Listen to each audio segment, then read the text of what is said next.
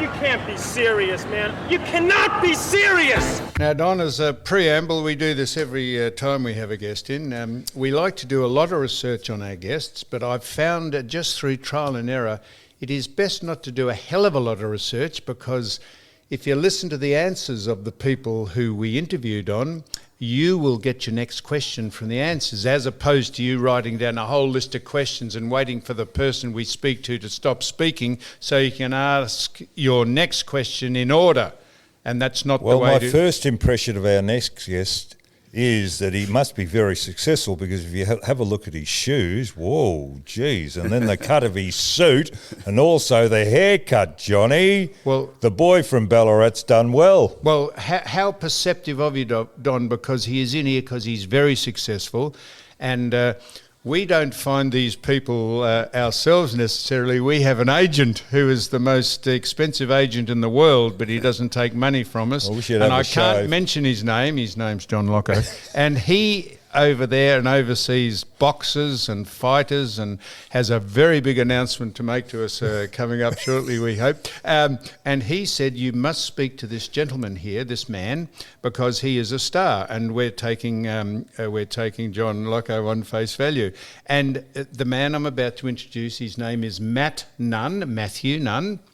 And he is an experienced managing director, this is what the Google machine says, with a demonstrated history of working in the media and advertising industry and building businesses from scratch. He's skilled in digital strategy, right up your alley, Don, you have no idea what that means. No. Media buying, digital marketing and digital media. He's a sportsman. I can call him a man. I think his pronouns are him and he. So he's a sportsman. He's a keen basketball person. And he's in here to tell us what media buying is and how you go about it and why he's successful. And welcome, Matt, to You Cannot Be Serious. Thank you. And Matt, I'd also like to go down the basketball track because that fascinates me more. But no, it doesn't fascinate me anymore, but that's another string to your bow. And I just think it's interesting the way Australia's positioned itself with regard internationally. So I'd like to ask you about that further down the track. Is that all right with you, Johnny? Don, of course it's all right, but he is an international media buyer, and you're asking him about basketball, which that's his passion. He'd probably rather talk about basketball. Sorry about this, Matt. Answer. Don's asked you a question about basketball. Well, internationally, Australia obviously won a bronze medal in the men's, which was the first time at the last Olympics, I think. So they've exceptionally travelling well. We've got probably 7 or 8 NBA players. But the thing that fascinates, sorry to cut you off there, Matt, but the thing that fascinates me is the NBA, the American basketball, was the basketball, but they've been influenced and now they're recruiting from Europe. That was the first step. Yep. But now the gap between Australian basketball, the standard, and the NBA doesn't seem to be as great. Now we had LaMelo Ball, who... I don't know why he came to Australia to further his basketball career, but he went very, very early in the draft. We've now got Matthew Dellavedova, who's come back, and now he's been redrafted. Yes. Aaron Baines is now going to play up in Brisbane with the hope of being redrafted. So would it be fair to say that the gap between the NBA and other countries around the world is not as great as what it used to be? Yeah, I think the Australian basketball has really taken off. Why? Well, I think a lot of it has to do with the young talent out of the Centre of Excellence and the NBA Global Academy in Canberra. So if you look at... Hang on, you said the Global Academy in Canberra. Yeah. What's that? So it's basically, the Centre of Excellence has basically the best young kids across Australia. The NBA Global Academy works alongside of that. So they also have an array of Australian kids, but also kids from the region, Asia, et cetera, et cetera. So coming to Australia? Coming to Australia and live and board in Canberra. Really? 2 of the kids, obviously, Josh Giddey was there, who was pick 6, I think, last year, and Dyson Daniels this year, who was pick 8. Would it have anything to do with the fact that a lot of parents and these days see it as a safer option from the contact sports, or you think it's just successful in its own right anyhow? Well, it is the number one, if I'm not wrong, the number one participation sport in Australia. I think that Basketball. is soccer, basketball. But Wow. it has appeal to men or boys and girls. So you've got both sort of girls, avenues. So, but I think in Victoria we're very fortunate because the facilities we have here, and particularly in the last 2 or 3 years, are of abundance. And you look at the State Basketball Centre has an extension for another 8 or 10 courts. You look at Ballarat, Bendigo with brand new. But even in the suburbs, I've been to watch under 16 and under 18 games. They've got fantastic. Well, where I live, there's Mornington and there's Dramana. They've got fantastic facilities, haven't they? Yeah. So access, I think, is a major point in introducing kids to the sport.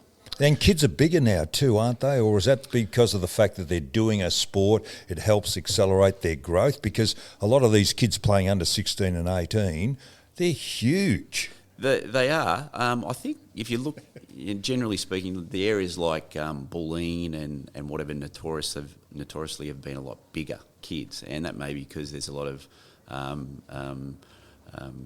Italian juniors or Greek juniors over that way, which seem to mature a little bit earlier from that point. But the other thing is there's an array of really, really talented South Sudanese athletes sort of coming up in the Melbourne? ranks. In Melbourne, Sydney and around Australia.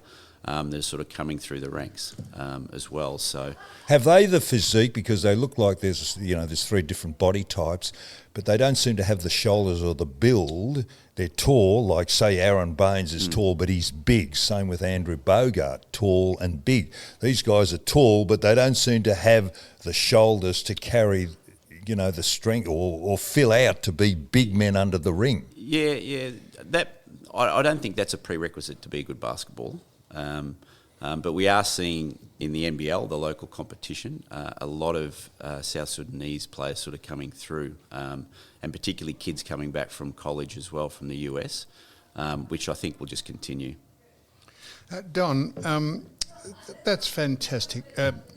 You interested at all in Matt talking about? Well, I am. I was just going to go on and say. I was just going to say, how does a boy from Ballarat, Matt? What did you do? Go to Channel 9 as a rep and then branch out into the media buying or selling? Just tell us what you do. You buy space for companies to advertise. You, and I say this affectionately, Matt, you're responsible for the plethora of ads that we have to wade through when we watch programs on the television because you've sold the advertising to these great national companies. Yes, well, when we say sell advertising, I wouldn't say we sell advertising. So to simplify it, I guess there's 2 parts of advertising. There's, making the ads and placing the ads.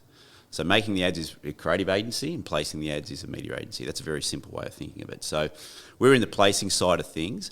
But it's more, things have changed a lot, from when I started in media, which was 20 years ago now. At Channel 9? At Win Television in Ballarat that's part of 9, years ago. So you started at 9, you're a Ballarat boy, and you started at Win selling advertising. Yeah. Well, it's a placing. Yeah. Advertising. It's an interesting story because I actually have a degree in physical education and loved it. From Ballarat? Yes, from the University of Ballarat, which was a great course, 4 great years. And what happened at the end of the year, I was playing basketball in the SCABL for Ballarat at that particular time, and the general manager, they were the major sponsor of the team, and he sort of tapped me on the shoulder and he said, we'd love you to come and sell advertising for us. Everybody in the town, so you may as well, go and flog them advertising.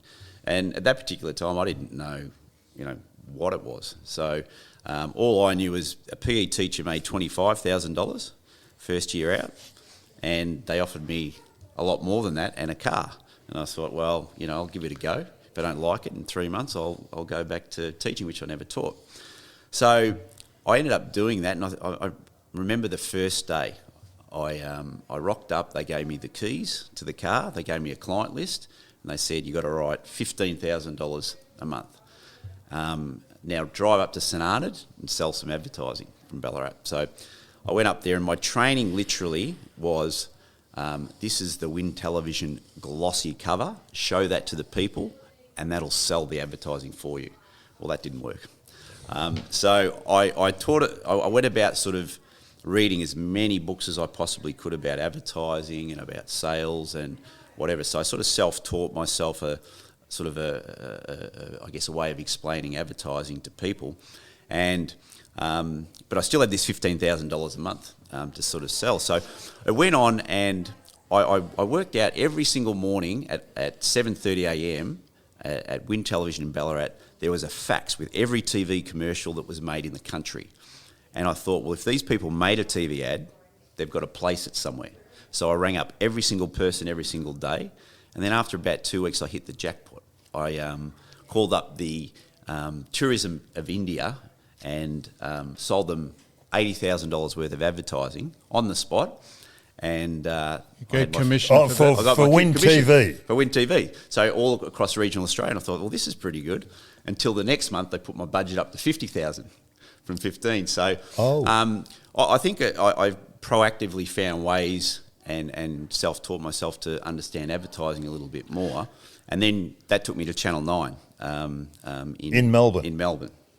Success breeds success. So, Matt, is it what you do now, is it similar to what, say, Hal Todd, now the first I knew about, Hal Todd used to come on, and then there was Izzy Died, come on at 12 o'clock on a Saturday night. They'd buy space from Channel 10 or Channel 9, then they'd go out and sell that space. Is that what you do now as a media buyer? Not quite what he does now, I don't think. I think well, is that putting it very simple? Was that the forerunner? That we would probably, I think that was a what we call space farming. So no, that's not how it works. So generally a client will come to us with a problem, and we basically have to find a solution. Now, generally it may be we're trying to build sales by 10%, 20%, whatever it may be, and we will analyse their audience and how we can reach them on their path to purchasing that particular product. So going back 20 years, basically you'd see a TV ad, and then you'd you might be a furniture ad, and then you'd go drive around to 3 furniture stores and you'd buy the couch. Things have changed. So now you see the TV ad. So okay, I jump on Google, couch, sofa. I find 15 retailers. I research through the internet, and then I might narrow it down to a short list. Then I might go out to the store and sort of look at buying. So things have really changed. So I guess what we try to do is pepper the path to their purchase with media. So Matt, I know you're being very modest, but you've taken over from probably Harold Mitchell as the preeminent placer of media advertising in the country. What is your company called? Yeah, Nunn Media. Oh, Nunn Media. Sorry, So, I mean, Harold Mitchell was a pioneer for independent agencies. Mm-hmm. So, I think he sort of carved the way for all independents in this country to actually, sort of give you confidence that you can fight against the international global agencies here that we compete against every day. So, clients seek you out rather than there's a bit of you go out and try and massage people that you go out, but clients contact you because of your success in the industry? Yeah, it's probably 50-50. Yeah, 50-50. Yeah. But I think, regardless, you've got to be proactive in who you want to work with as well. And we try to single out, specific advertisers that we would like to work with. Oh, do you? Yeah. And there may be an interest we have with them, or an expertise. Just depends. But yeah, we definitely do, because clients have reputations as well that we would like to align to. So it's predominantly television? It used to be predominantly television, but now TV still represents about 45-50% of every dollar spent in advertising in this country, which is a lot. But digital obviously is faster. What about radio? Radio is generally about 10%. So you got, what did you say, 50, 40, 60? So 40, around about, yeah. So about 40% is now digital. Yeah, so when we say TV these days, we're talking about, pay TV. We're talking about free to air. Yep. We're talking about secondary stations. So it's really fragmented the way that we can sort of reach people now. And go on. how do you quantify to your clients? Is it purely the bottom line? If their sales increase over a month or a year or a half year, they'd say you placing them in a certain outlet has been a success, or do they measure success in a different way to the bottom line? Well, obviously there's a lot of variables with advertising, and one lesson I learned at Channel 9, probably in the first year I was there, is we accidentally advertised something, I think it was a bike store that had free bikes, and it ran outside. It was a particular, I think you buy a bike, get a free bike. Yep. Anyway, we ran that outside of the week campaign, and which went bananas when it worked, when it was on. And they ran that 2 weeks later, and the bloke down the bike said, "Get that ad, get that TV ad." So Get that what? get down? that TV ad off. Off. Because it was a bit of a loss leader to bring people into a new store, so it was costing them money. So it taught me at a very early stage that advertising really, really works. And we dealt with, at Channel 9, a lot of the CEOs or the owners, and a classic was George Gainsmith at Gainesville Furniture. Yeah, I bought all his furniture. Yeah. I did too, yeah. And literally...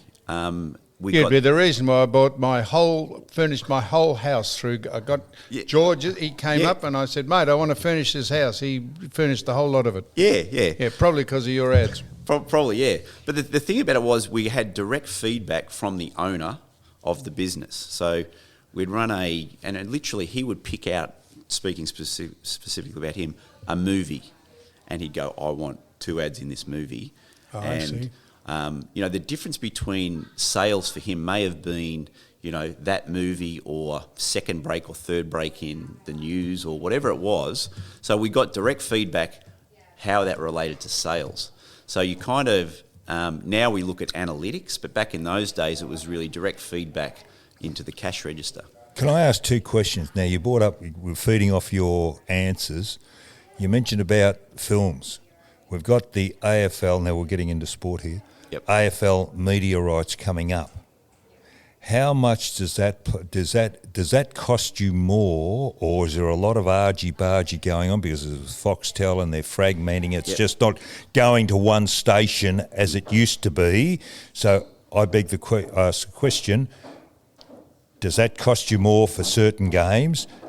In the negotiation, does advertising come into it as you are mentioning it right now? Yeah, I mean, this is a really relevant topic in media right now, because you've got Channel 10 with Paramount Plus, which is a streaming service, have put a deal together worth $3.2 billion. Paramount Plus is what the American company... No, that's Paramount. It's part of CBS, I think. Yeah, American. That's what I said, American. Yeah.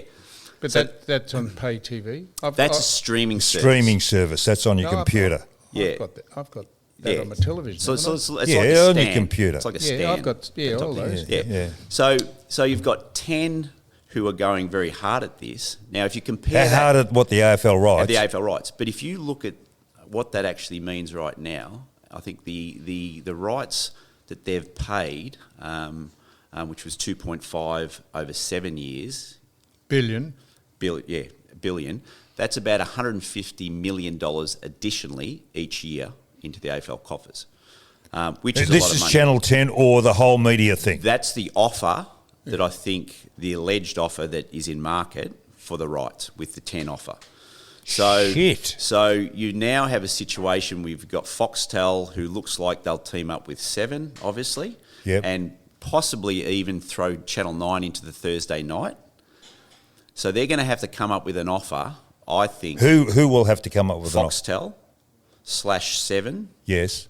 Possibly 9 into the Thursday night. Right. That's going to topple the $3 or $3.2 billion that is on the table, allegedly. From Channel 10 and Paramount. Correct. Okay, is this why McLaughlin went to America to suss out media dealing? Did he go there to learn through those various sporting organisations, or did he talk to Paramount and Foxtel and all I would of be those? assuming that would be the case. What? That they were presented to their I guess their product, their Paramount Plus product, because So he went to America to sell our game or Aussie rules to Paramount and Fox.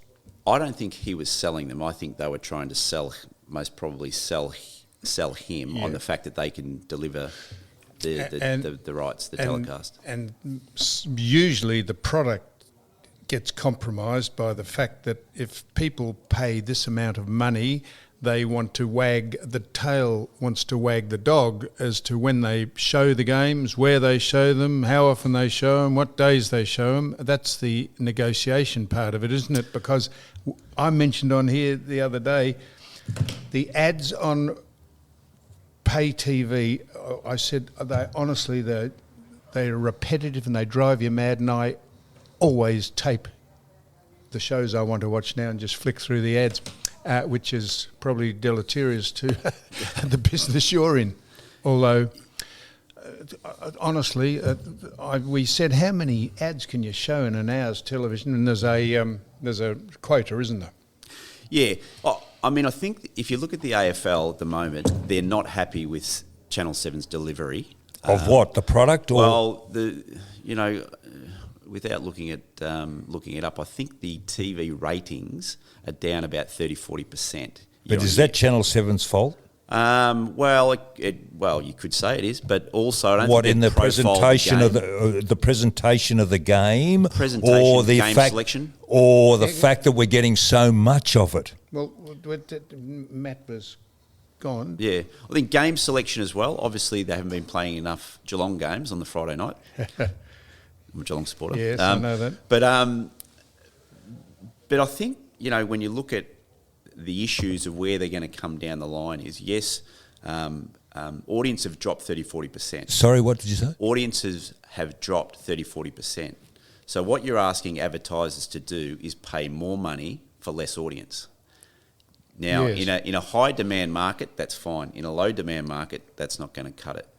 So back to your point, the way I look at it is they've got to seek revenues outside of that to draw back the money.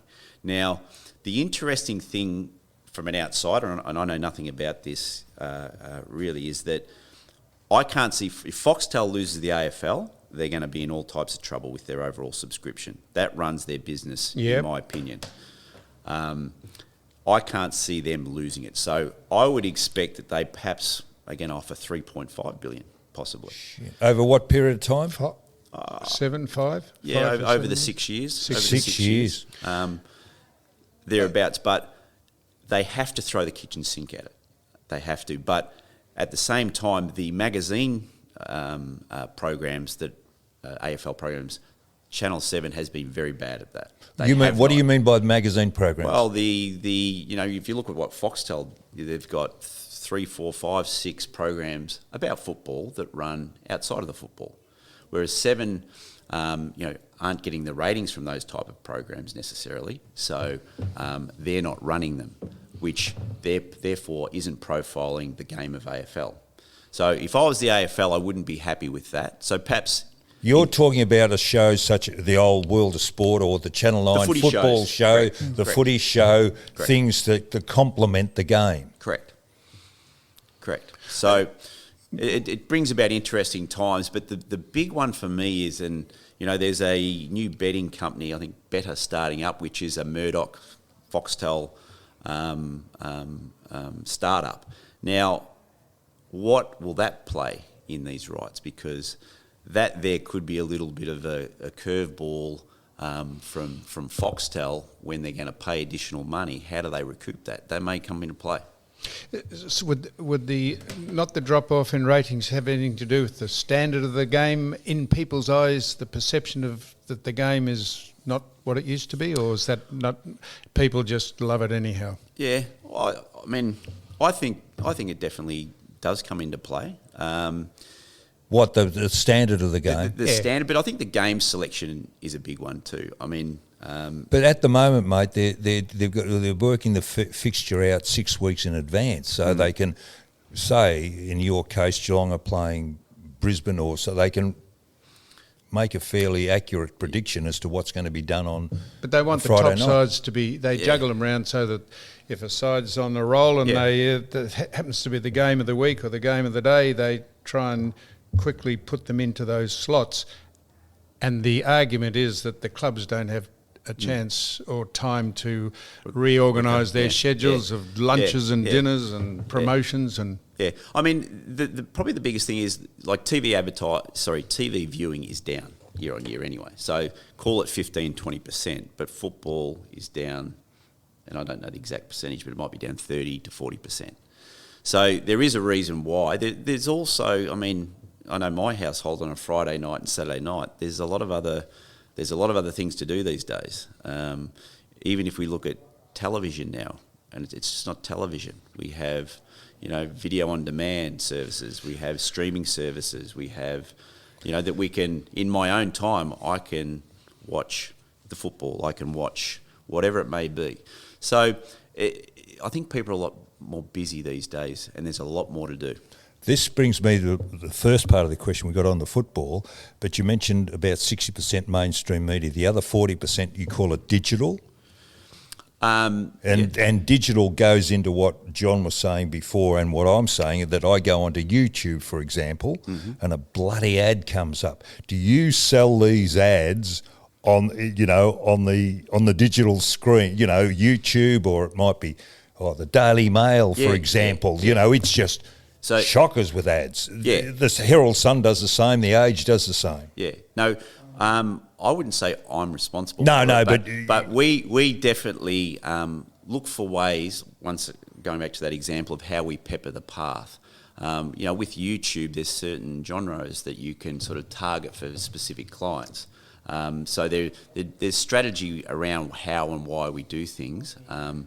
But definitely, it's very interesting you say that, because I'm interested in the equestrian, and lo and behold, you wouldn't believe it, bloody equestrian ads from suppliers. How would they know? But then I spoke to an advertising guy, and he said that for example, place in Bunbury, you with your information can target, say, Bunbury, because they've got, they drive Isuzu trucks, they're truck drivers, so you just go in with your truck ads into Bunbury and saturate that market. Is that how it really works? Yeah. There's the data that we can look at these days, and advertisers can look at, probably what we call first party data. We can kind of then look at, bringing in other data, which we find lookalikes from as well. So when we talk about first party data, we can actually look at where you've gone, where you've come from. What do you mean gone? Like what websites you've looked at. So maybe you've looked at, horse websites, or maybe you've looked at, saddle or whatever it may be. That's right. And therefore you can be profiled into a group or a bucket. And we can then basically look at targeting you and people that look like you online. Far out. So what industries spend most on advertising generally, like car manufacturers or furniture manufacturers, or who by far? Cars very big. Big. Retailers are very big. Insurance, finance. Retailers like Byer and David, Harvey Norman, JB Hi-Fi, white Amar. goods. Yeah. And so how much does Australia spend on advertising?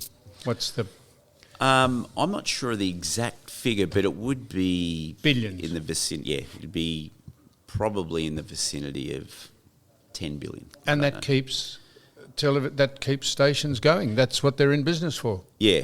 I mean, the last 12 months, for if we talk specifically about TV, the TV stations have had huge demand.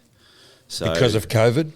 I think coming out of COVID, people were trying to recover from poor sales. So they've really tried to push their brand, put the business back on track.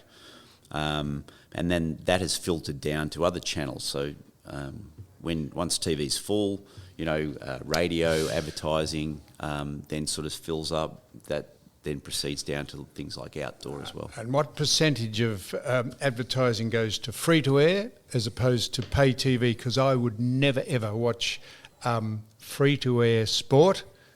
I'd always watch it on, because I have Foxtel, I'd always watch it on there because when a goal's kicked or a set's over or something, or a boxing match, they go straight to an ad, and you lose the emotion of it because they go in free to air straight to ads. But on the pay TV, they stay on the action. They don't have ads so much during the course of an event, do they? Yeah. I mean, when you look at it, the easiest way to look at it is the penetration of pay TV. So approximately, it's around about 32% of the population has pay TV. It. So that means 70. Obviously 68% don't have it. Yep. So access is massive, but it's probably it's call it 5% approximately may go to pay TV from the advertising dollar point of view. So it is smaller, but the beauty about advertising on Foxtel, it's national. Whereas if I advertise on Channel 9 in Melbourne, it's just in Melbourne. Local. Yeah, it doesn't go to regional. So that's the beauty of it. So it does have its advantages. I've just been away. I was in Broken Hill. Not Broken Hill, I was in Burke. I was watching Imparja TV. Yep. Now, you told me about going to St Arnaud's selling things. What fascinated me, how do these people... is there different? There's got to be different rates, that they pay, and it's a different style of ad, and it's relevant to the local market. Bull ads, sales, and agri. They couldn't afford to pay the rates that they do in Melbourne. So, is there different rates? Yeah, for it's these? all relative to the reach. Yeah, so the rate cards are designed about the reach. So, for example, in regional Victoria, there's 1.2 million people versus metropolitan Melbourne, there's 4 point whatever it is. So it's about, a quarter of the price or thereabouts. Yeah. Now, can we get back onto sport? Yeah. Now, can I ask you about, did you have anything to do with a young guy that's at Collingwood at the moment, an international so-called player, Sudanese, Don Fay? Bazaroo Fay? Well, I don't know. Don Fay, I know. Yeah. He's 6'9", about 112 kilo, 110 kilos. Is that his name, Roo? Yeah. I had Roo on my boat. What? Roo, Roo's been out on my boat several times. Roo, Yeah. he's eaten us out of house and hold. We've Well, had to bring a whole new set of food and foodstuffs in just to keep the Roo fed. Well, he's connected at Collingwood. Yes. No, he... He was a basketballer. Yeah, well, I'm a basketball coach, and I sort of am involved with a lot of the probably the second tier league, which is called the NBL 1 out here, and I've had probably for the last 15 years, and I've got a lot of basketball friends and agents all around the world, and one of those in particular rang me up one day and said, Who rang you up? an agent from actually Switzerland, and he'd been into a lot of the African countries recruiting basketballs, and it's quite a big business that the likes of Real Madrid and a lot of the Spanish clubs will recruit African boys at a young age that show potential to be basketballers. So he sort of was at Real Madrid, Valencia and whatever, living there, everything paid for, and they actually pay the parents in Africa. And the last place he was at, and I'm not exactly sure of the school, probably wasn't the best situation for him. I think it probably would be best described as being quite a racist place. This is in Spain. This is in Spain, and they didn't treat him very well at all even from a food consumption. They fed some people, a higher grade food than him, and these type of things. So, anyway, I was asked whether I would like to take him into Australia, and I said, yeah, no, not a problem. For your basketball team? Yeah, to come and play and live with my family. So I spoke to him a few times and needed a bit of an interpreter. But he ended up coming out as I think he was 16 or 17, 6'9". Shit. Very strong, slender, from Senegal. So originally from Senegal, not South Sudan. And great kid, but he when he came, he could speak 7 languages, but English wasn't one of them. So he, we at my house, we get up at about 5:30 in the morning, and at that particular stage, we'd take the boys down and we'd train them in the gym for an hour and a half before they'd go to school every morning. So we brought him into Australia, and he sort of, he developed his basketball. But the problem was in the junior, he was that much bigger and stronger than everybody. He'd foul out every game. So he averaged 5 fouls a game. And he didn't love it. I could see he didn't love it. And I said to him at the time, I said, listen, I don't think basketball's your game. You're not going to make it. Really? It's not going to happen for you. Why? Because he was too physical, not technical, and he didn't love basketball. Okay. He did it because he was good at it. So I said, but I think you'd be really good at footy. So I rang up Choco Williams, and literally he introduced him to a football and taught him to kick. And I reckon within about 2 sessions, he actually looked like he'd been playing football. So for about 6 or 7 weeks, 4 days a week, he would work out with Choco, who was fantastic. Being a PE teacher, just the way he used progression, skill development, to my way of thinking, it didn't matter whether you're football, basketball, whatever, he was absolutely outstanding. So he taught Bazaroo a lot of things, and then we got him a little bit of exposure with a couple of the AFL football teams, and they were pretty quick to bite at him. So I think Geelong saw him, Collingwood saw him, and I think he competed at a camp, one of the athletic camps, and I think for some jumping thing, it was through the roof. So he sort of had a lot of appeal from that point. So, he's on the Collingwood list on actually not Category B, but a scholarship player. But he really is learning the game. Is he open to other clubs, or is he? No, just Collingwood. Just Collingwood. See, I don't believe that's a good placement for the kid, because you got 3 or 4 ruckmen in front of him. How he's going to get a go is beyond me. You've got the American Mason Cox, you've got Grundy there, and there's another fellow. And one fellow, for your own advice, his advice, Magic Door, when he came to North Melbourne, no way known he was going to get a go, because Goldstein was in front of him. And he could have been a very good ruckman. Why doesn't he go to a club that hasn't got something like Hawthorn are looking for big fellows? Yeah, I think for him, it's probably not about playing AFL at the moment. It's about him learning the game and what is required to be a professional AFL footballer. How old is he? He's 19. But one thing is, I think he runs 100 metres in just over 11 seconds. Jeez. But, his endurance running needs to improve a lot. So I think he's kind of realising that at the moment. So he needs a lot of work, I think, from that point of view.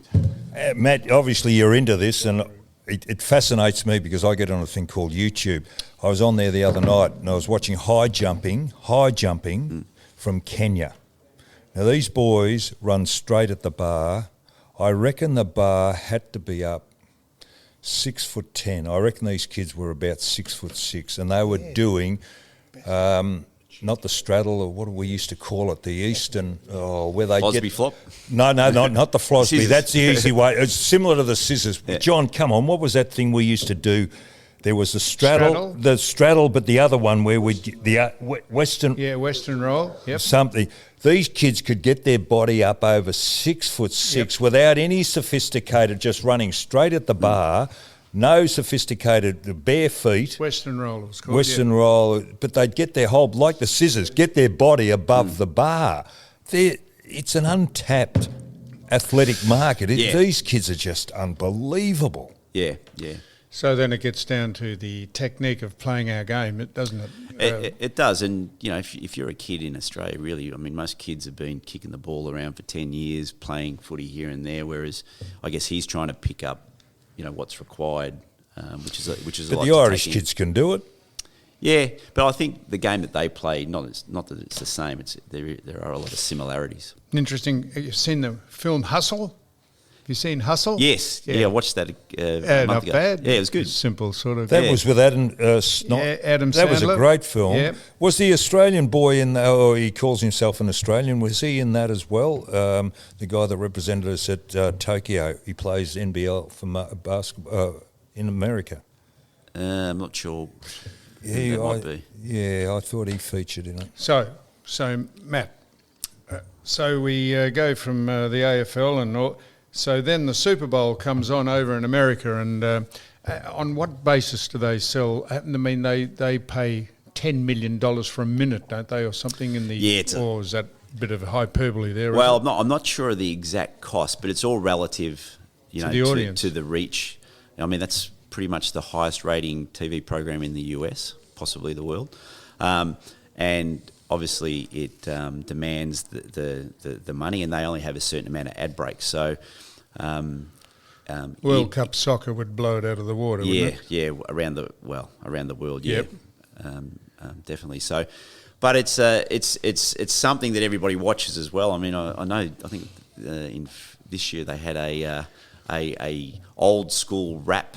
Yep. With Snoop Dogg Yep. and whatever, which obviously went through the roof. So, And they try and make the ads for the sake of the public entertaining, as opposed to those bloody underwear ads on Foxtel. Oh, seriously, if they showed any more of those, mate, I said here I'd make a point of not buying them. yeah, no, they do. They spend a lot of money. It's a big thing. But you've got reach. I mean, the population, 340 million people is your potential over there. Do you seek clients from? Were you over in the Philippines recently? No. I was about Is that 3 anything weeks to ago. do with business, or were you over there just on furlough? We were on a 72-hour Asian sex tour. Just joking. No, mate. And if you are, 72 hours. give us a ring better if you're cut going that. on You better another one, will you? I'll carry the bag. No, we have an office there, which we were just. I mean, we acquired a business last year, which was a digital-based agency, and the expertise in some of the markets around the world is a lot higher than the expertise that we can actually get in Australia at this point in time. So global platforms like Facebook and Google, it doesn't matter where you're from. It's the same platform. So, and they have, I guess, accreditations with those platforms. And, the people or the office we have over there, they're employed. They're rich. They're top 1% salaries. So it's not that it's any cheaper necessarily for the people that we employ over there, but the expertise is actually a lot higher. So your content is coming now out of Asia? No. We just have a small amount of people there that experts in that market that probably a little bit more of our engine room. So Don, you're like other people exporting or importing? No, we use some skills and services That are not available here? Yeah, yeah. Don, I'm not sure how many questions. Well, I found it fascinating. No, absolutely. So the main thing that you concentrate on, I presume, Matt, is when you seek clients out, they're very specifically oriented about the demographic of who they're trying to sell products to. It's no good trying to sell motor cars to kids or ice creams to people who work in the top end of Collins Street, I suppose, is it? That's right. So years ago, we would, and if I You do sampling. Yeah, if I was to talk about the footy show, it was very, very strong for men 25 to 54. So it really sort of peaked in those ratings. Whereas today we think about things completely differently because we have digital. So back to what we spoke about, the data that we can get. We can actually look at groups of people that have visited particular sites or have something that they're interested in, whether it be motor cars or what have you. So we actually don't care whether we don't pigeonhole now demographics to be 20 or 60 or 80 or people 25, 54. We target based on their interest and their behaviour. Because that's how they harvest the information by intruding in your privacy by seeing, not you don't, but Apple, all the social media platforms know exactly what you tune into and what Everything. you do because they intrude into your privacy. Everything. Correct. Don't they? Correct. And that's how they know Don is interested in horse riding because Yeah, no, that's right. So the amount of information or data that people know about your behaviours, and what we try to do is we try to group those into a very specific target of people and their behaviour and the likelihood of them to buy a particular product or service. Yeah. It's And pretty scary, isn't it? Yeah, because it's open to fraud and scams and people who just have nefarious attitudes. They can pinch all your information. Yeah. And that's an issue now. It's an issue. It'll be an issue in 1 year, 5 years, 10 years. All right. Well, Matt, Don, did you find out? It brought up a lot of other questions I could ask. We'll probably ask them off air. What about the Asian Well, sex tours? that was What one. questions off air that couldn't you ask him on air? on the microphone. Don? Well, we really got no control. I mentioned that for the most hated man on the internet. Now, you just mentioned there about the advertising. They focus on me, but there is people out there that can actually take you right out of the internet. We've got no control over our lives. They can get rid of your passport, your licence, your social security, the whole lot. Yeah, I don't know a whole lot It's an about intrusion. that. It's an intrusion. It's an intrusion into Yeah. your What is he life, talking isn't about? it? That you've got no control over. Yeah. I mean, it's very dangerous too. Like, if you've, identity theft, people pretending to be you.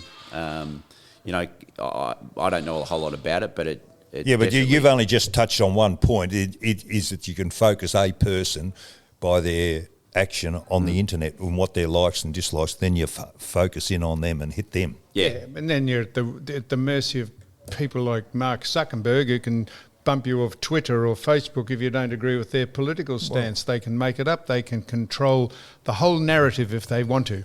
Yeah. Very, how that...